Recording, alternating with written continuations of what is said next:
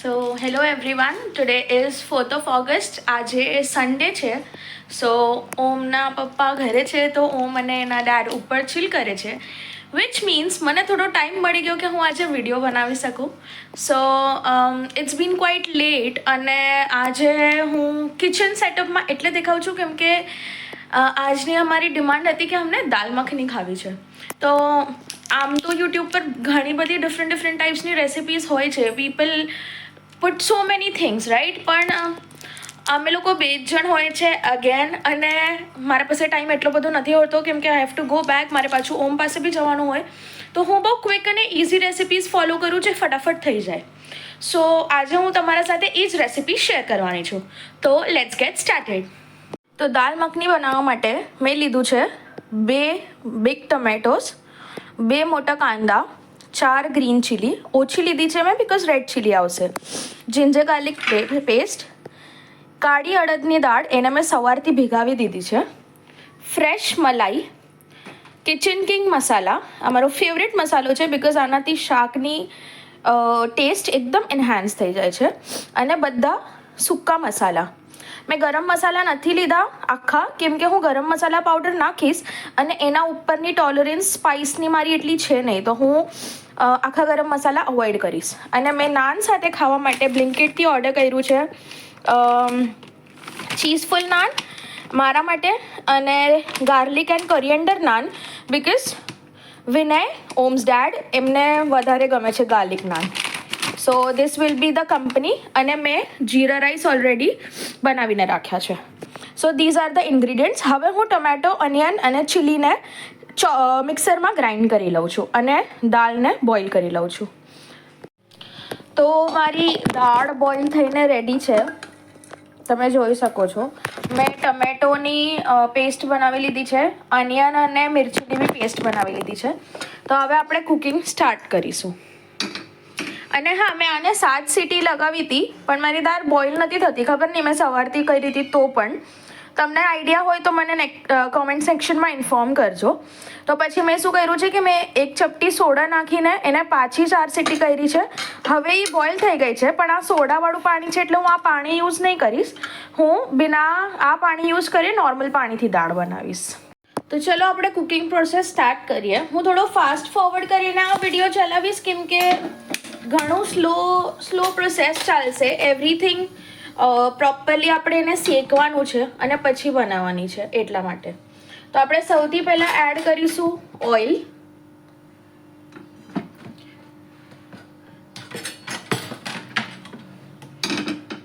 અને હું સાથે થોડું એડ કરીશ ઘી.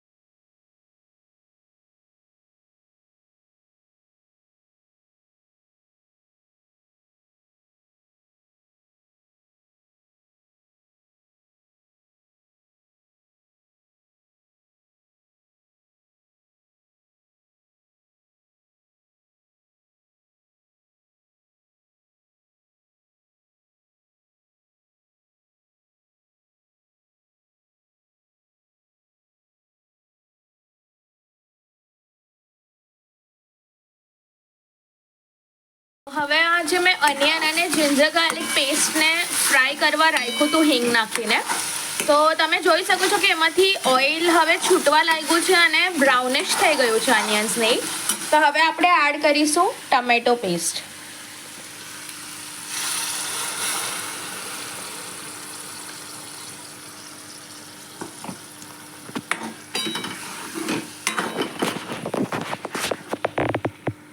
તો આપણે છે દેશી ઘરેલું બાઈ, તો આપણે કંઈ પણ આમાંથી વેસ્ટ ના થવા દઈએ એટલે મેં થોડું પાણી નાખીને એ પાણી પણ આમાં એડ કરી દઉં છું. હવે આ ટમેટા જ્યારે મારા ચડવાના હશે એની સાથે સાથે જ હું આમાં મસાલા પણ નાખી દઉં છું કે એ સાથે એક રસ થઈ જાય. તો હું પહેલાં એડ કરું છું મિર્ચી.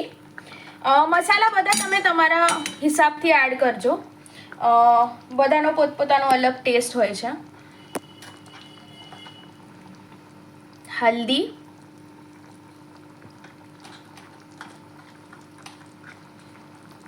ધનિયા પાવડર,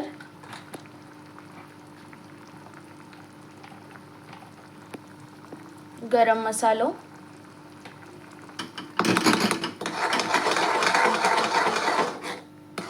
સોલ્ટ આપણે પહેલાં જ થોડું નાખ્યું હતું અને મેં દાળમાં બી થોડું નાખેલું એટલે અંદાજે થોડુંક જ હવે એડ કરીશ.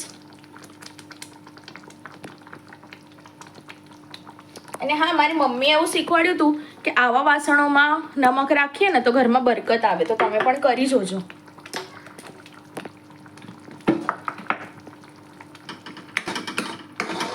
હવે આ બધું હું પ્રોપરલી ફ્રાય થવા દઈશ.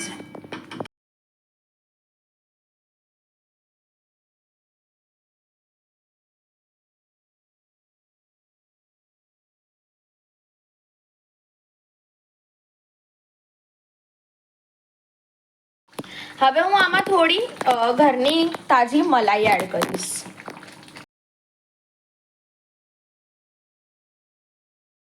આઈ નો આમ તો મલાઈ આપણે છેલ્લે નાખતા હોઈએ, પણ મારે આ ગ્રેવીને થોડી રિચ બનાવી હતી કેમ કે રોજ રોજ તો આવી સ્પેશિયલ ડિમાન્ડ હોતી નથી. અને આજે ફ્રેન્ડશિપ ડે પણ છે, તો મારો તો 12 વર્ષથી ફ્રેન્ડ પણ આ છે and now he is my husband.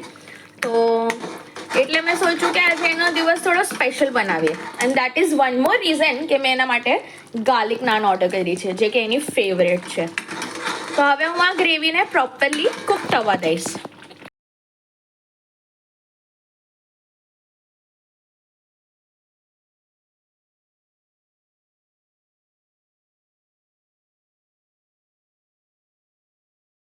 તો તમે જોઈ શકો છો કે હવે ટમેટા બી કૂક થઈને તેલ છોડી લીધું છે એમણે પોતાનું.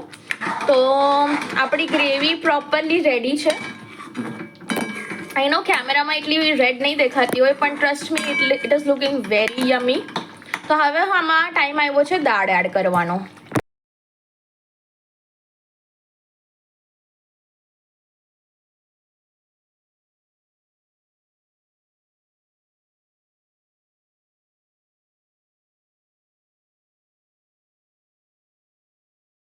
તો તમે જોયું કે મેં દાળ એડ કરી, કિચન કિંગ મસાલો એડ કરી લીધો છે અને હવે હું આને ઢાંકીને થોડી વાર કૂક થવા દઈશ.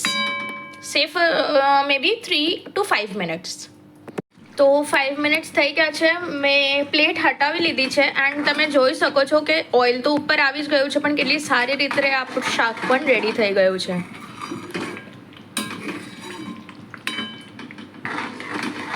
હું આને ઓપન રાખીને 2 મિનિટ રહેવા દઈશ and then it's ready to be eaten. અને ત્યાં સુધી હું તમને બતાવું કે હું નાન કેવી રીતે ફ્રાય કરું છું. આમ તો એ રેડી ટુ ઈટ છે, પણ એને કેવી રીતે હું રેડી કરું છું ઈટ માટે.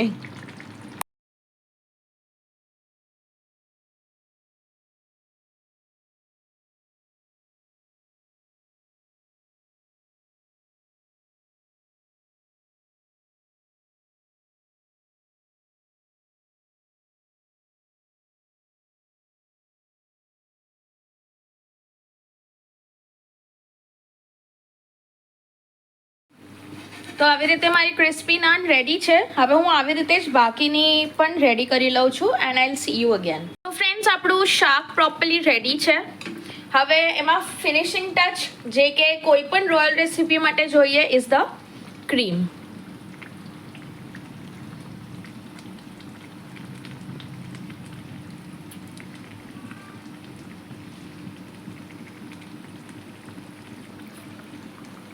સો ફ્રેન્ડ્સ, તમે જોયો કે મારી રેસીપી તો રેડી થઈ ગઈ છે.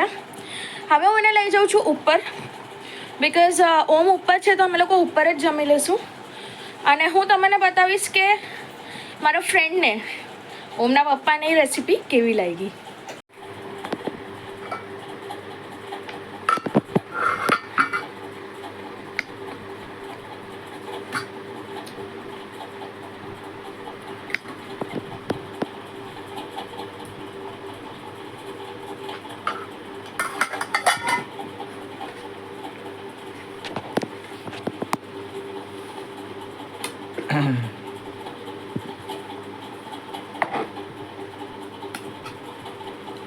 હમણાં તને થોડા રાઈસ આપું છું કેમ કે તું ટ્રાય કરીને અમારી ઓડિયન્સને કહે કે તને આ રેસીપી કેવી લાગી. ઓકે.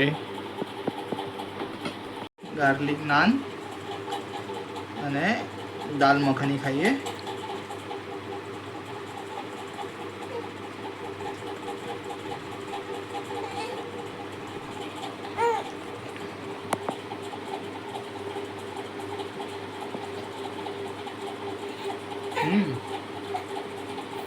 મસ્ત હે. રાઈસ સાથે ટ્રાય કર ને. ઓકે.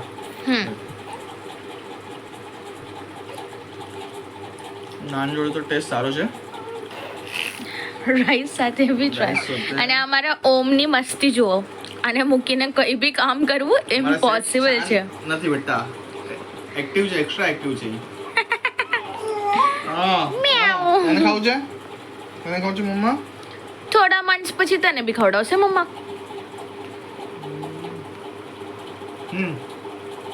રાઈસ જોડે થોડા વધારે સારા લાગે છે. ઓકે. નાન જોડે નહીં. નાન જોડે બી સારા છે. પણ રાઈસ જોડે એનો ટેસ્ટ મસ્ત આવે છે. ઓકે. ફ્લેવર છે એનો, ફ્લેવર સારો આવે છે. Happy friendship day. Happy friendship day. Happy friendship day ઓમી.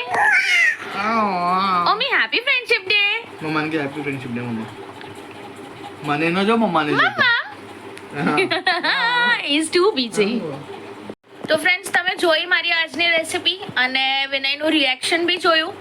તો પ્લીઝ લેટ મી નો તમને મારી રેસીપી કેવી લાગી અને તમને મારી ફ્યુચર રેસીપીઝ જોવામાં ઇન્ટરેસ્ટ છે કે નહીં. તો હું આગળ કન્ટિન્યુ કરીશ same thing. Thank you so much for watching my video. Please do like, share, comment and subscribe to my YouTube channel. See you in the next one. By.